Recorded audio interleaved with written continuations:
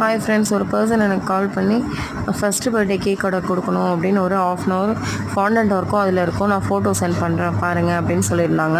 அதே மாதிரி வேணும், எக்ஸ்ட்ரா வந்து பலூன் வச்சுட்டு ஒரு கேர்ள் பேபி நிற்கிற மாதிரி ஒரு இமேஜ் ஒன்று கொடுங்க அப்படின்னாங்க.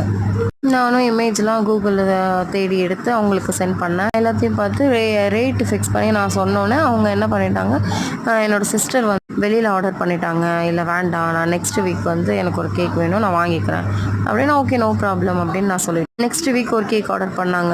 நான் எவ்வளோ டிசைன் சொன்னேன், நான் பண்ணி கொடுப்பேன், நான் பண்ணி கொடுத்துட்டு தான் இருக்கேன், உங்களுக்கு நல்லா பண்ணி கொடுக்குறேன் அப்படின்னு சொன்னேன்.